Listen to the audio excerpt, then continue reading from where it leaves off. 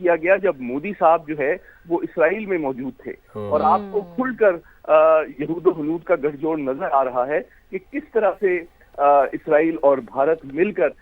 اس خطے کو بھی اور عالمی مفادات اور امن و سلامتی کو اور خصوصاً پاکستان کو نقصان پہنچانے کے لیے افغان طالبان کو ایک پراکسی کے طور پر استعمال کر رہے ہیں۔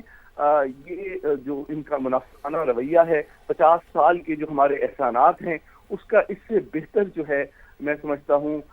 اس کی حقیقت سامنے نہیں آ سکتی کہ کس طرح سے انہوں نے ہمارے پہلو میں خنجر پچھلے کئی سال سے وہ گھونپ رہے تھے۔ تو میں سمجھتا ہوں کہ پاکستان نے جو کام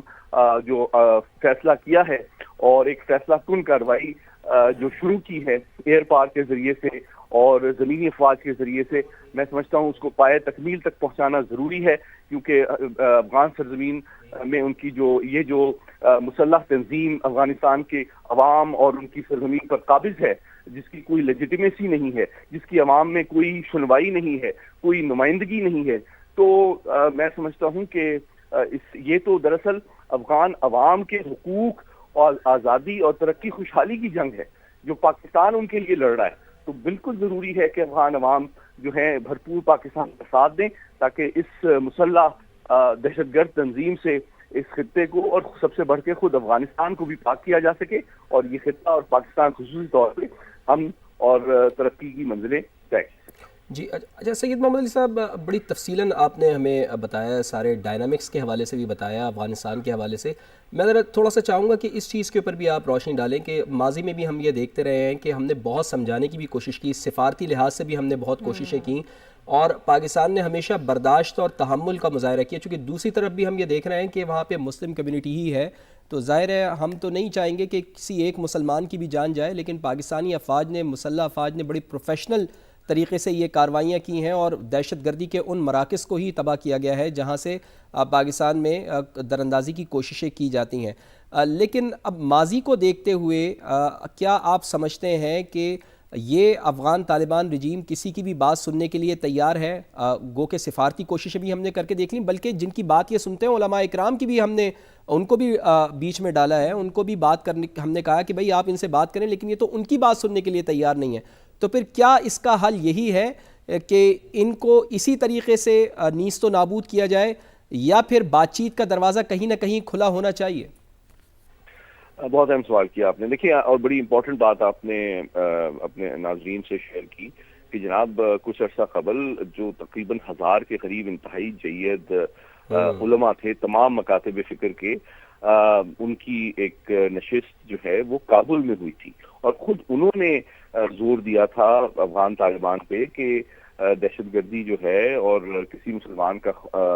جو ہے خون بہانا، ان کی جان مال اور عزت کو خطرے میں ڈالنا، وہ اسلام کے منافی ہے۔ اس میں خود افغان طالبان کے چیف جسٹس نے بھی شرکت کی تھی۔ جی ہاں، جی ہاں۔ لیکن یوں لگتا ہے کہ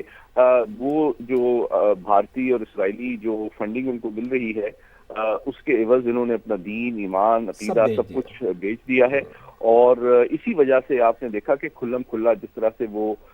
پاکستان کے خلاف دہشت گردی کی پالیسی اپنائے ہوئے تھے بھارتی فنڈنگ کی ایما پر، تو پاکستان کے لیے یہ میں سمجھتا ہوں کہ آخری آپشن تھی، یہ پاکستان کی پہلی آپشن نہیں تھی۔ آپ نے سفارتکاری کی بات کی، تو یقینی طور پہ پاکستان نے پوری کوشش کی کہ سفارتی ذرائع سے براہ راست بھی اور بالواسطہ بھی ان کو قائل کیا جائے کہ ایک ذمہ دار ریاست کے طور پر بہیو کریں، دہشت گرد تنظیم کے طور پر بہیو نہ کریں، عالمی دہشت گردی کی سرپرستی نہ کریں، اپنے عوام کی ترقی، خوشحالی اور بحالی پر فوکس کریں۔ لیکن ان تمام کوششوں کو انفارچونیٹلی ان کی ہٹ درمی کی وجہ سے اور بھارت کے بڑھتے ہوئے اثر و رسوخ کی وجہ سے کامیابی نہیں ملی۔ تو اس لیے میں سمجھتا ہوں پاکستان کی جان مال اور عزت کا دفاع جو ہے، پاکستانی افواج جو ہے نہ صرف اس کا عزم رکھتی ہیں بلکہ اس کی صلاحیت رکھتی ہیں، اور اگر ہم دنیا کی چوتھی بڑی طاقت کو چند گھنٹوں میں دھول چٹا سکتے ہیں، جس کا صدر ٹرمپ نے بھی اعتراف کیا ہے اور ہر ہفتے وہ کرتے ہیں، تو میں سمجھتا ہوں افغانستان کو بہت جلدی معلوم ہو جائے گا کہ ہمارے صبر کا پیمانہ لبریز ہو چکا ہے، اور اب ہم جو ہے مزید جو ہے نقصان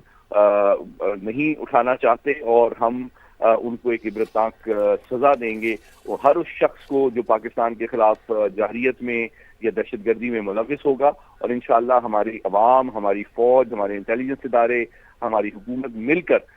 اس فتنے سے افغان ذی شعور اور ذمہ دار عوام کی مدد سے نجات حاصل کرنے کی کوشش کریں گے انشاءاللہ۔ اچھا محمد علی صاحب، یقینی طور پر بڑی اہم یہ آپ نے گفتگو کی ہے، اور اس بات پہ تو کوئی بہرحال دو رائے نہیں ہے، اور جتنا ایکیوریسی سے، جتنا پریسیشن سے ہم یقینی طور پر پاک فوج جو ٹارگٹ کر رہی ہے وہاں پر، وہ بھی بڑا اہم ہے۔ جیسے کہ ہم کہتے ہیں نا کہ ویسے تو جنگ میں ہر چیز جائز ہوتی ہے،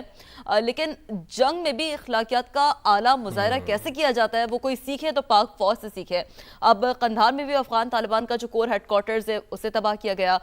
پھر یقینی طور پر قندھار میں بریگیڈیئر ہیڈ کوارٹرز اور لاجسٹکس بیس تباہ کیے جا چکے ہیں۔ یہ وہ گڑھ تھے،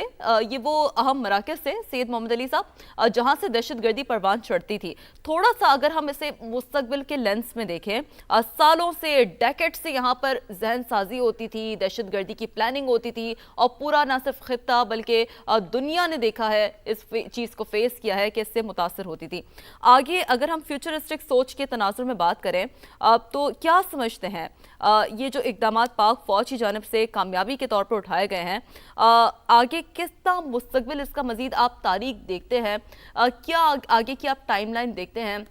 کہ یقینی طور پر یہ جو دہشت گردی کے واقعات ہیں اس میں یقینی طور پر جو کمی ہے وہ آ سکتی ہے، اور جس میں صرف اور صرف جو زیادہ تر کریڈٹ ہے وہ پاک فوج کو جاتا ہے؟ محمد علی صاحب دیکھیں، بہت اہم سوال کیا آپ نے، تین پہلو میں آپ کے سامنے رکھتا ہوں۔ پہلی بات یہ ہے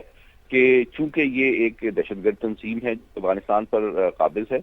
تو ہمیں ہمارے سرکاری ادارے، قانون نافذ کرنے والے ادارے، انٹیلیجنس ادارے، افواج اور تمام شہریوں کو اس وقت بہت زیادہ منظم، مستعد اور چوکنا رہنے کی ضرورت ہے کہ ان کی جانب سے جوابی کارروائی یقینی طور پر دہشت گردی کے مزید واقعات کی شکل میں ہی ہو سکتی ہے۔ ہمیں اپنے گلی بازاروں،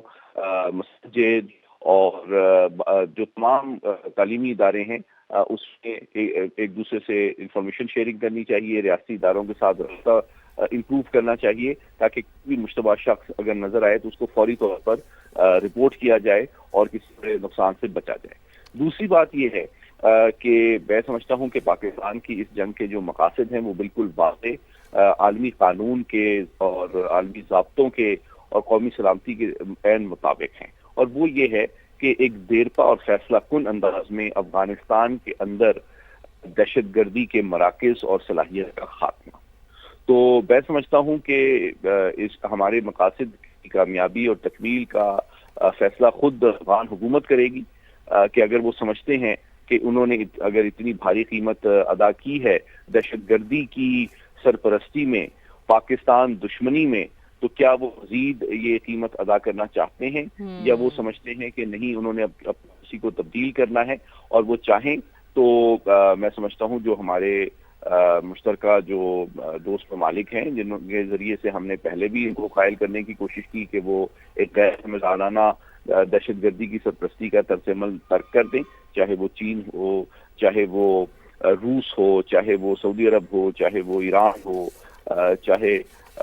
قطر ہو۔ تو میں سمجھتا ہوں ان کے پاس یہ آپشن موجود ہے، اگر وہ یہ کمٹمنٹ آج بھی دے دیں کہ ہمارا ملک اور سرزمین دہشت گردی کے استعمال نہیں ہوگی، اور ہم اپنی اس پالیسی کو ریویو کرتے ہیں اور اپنے ملک سے دہشت گردی کا خاتمہ کرنا چاہتے ہیں اور اس کو انٹرنیشنلی نیوٹرل ذرائع سے ویریفائی بھی کرنا چاہتے ہیں، جو کہ پاکستان کی ڈیمانڈ پچھلے مذاکرات کے راؤنڈز میں تھی،